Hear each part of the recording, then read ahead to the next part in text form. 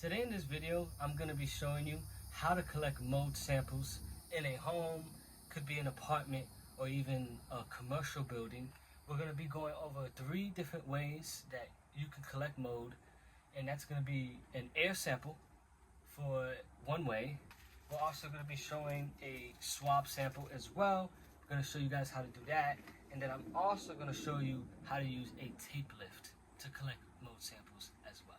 So, to collect an air sample, you have to take a control before you take your inside samples, but the process and the technique is the same each time. So when you get your aerosol cassette, it will have 2 pieces of tape on it to prevent any air from coming in as the air cassette is not being used. So for the sake of this video, I'm not going to be using a fresh air cassette, but the process is the same. So you would take off the pieces of tape, you put it off to the side, and then you put the air cassette on top of the mold pump, okay? So I'm gonna set this off to the side, and what you need, you might need an extension cord. For this instance, we don't because the plug is right here. So you would simply just plug in your pump, you have it set up on your tripod, and you want it about waist high, chest high, you know, in that range. And you just go ahead and click the pump. Now the pump will run for 5 minutes to collect the air sample on top of the petri dish. Now, like I talked about, it's gonna come with these tapes. So when the sample's over, you would simply take the tape, put it on top to cover it again, and cover the other side, and put it in a ziplock to send to the lab for mold analysis. So, for the surface samples, we're going to be inside the bathroom here, and I'm going to show you guys, like I said, both the swab and the tape. So we'll start off with the swab. Now there are pros and disadvantages to both of these ways to test for mold.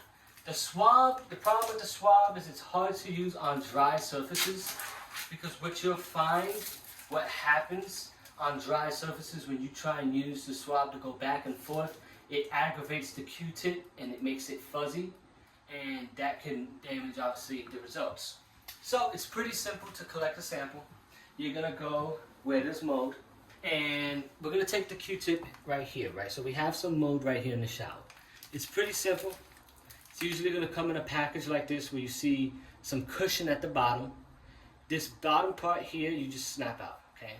So this breaks off and you throw that away, okay?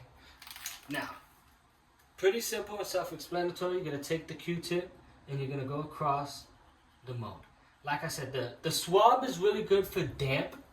When you have like mold that's really damp or wet, it's really good for it. And it's also good if you can't reach with like a tape, because it has, you know, an extended little bit of reach for you. So it gives you a little bit more reach to reach hard areas. So would you just go back and forth? You don't want to aggravate the Q-tip, like I said, because it will make it fuzzy and damage the Q-tip. You're going to go back and forth, just like this.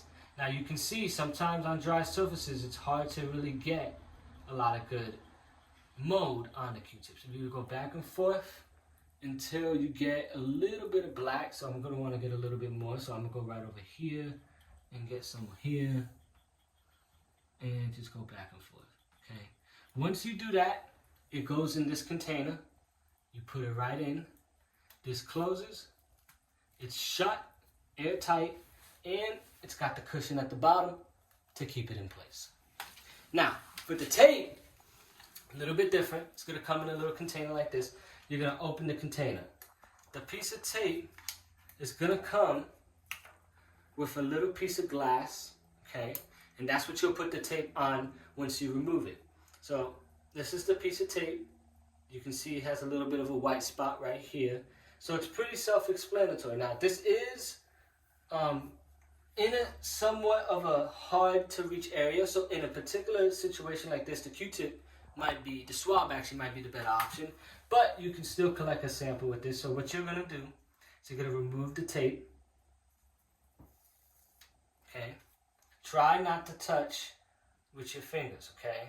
As much as possible.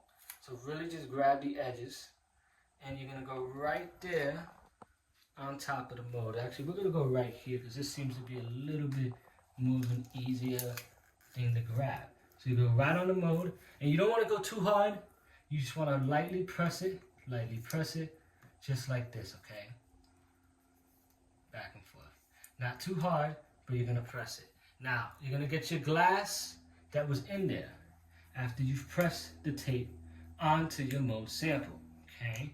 Once you've pressed it, you've used your finger, you're going across. Once you're ready to remove the tape, you're going to remove the tape slowly, okay? That right there is what caught the mold. You're going to get your plastic sheet. Try not to touch it, this with your finger. So it'll go right on top of the glass sheet. Sometimes you're not going to always get it perfect, but that's fine. It's better to not go back and forth adjusting it, because then obviously you're going to have more fingerprints. And then it's going to go right into your container. It's going to get closed.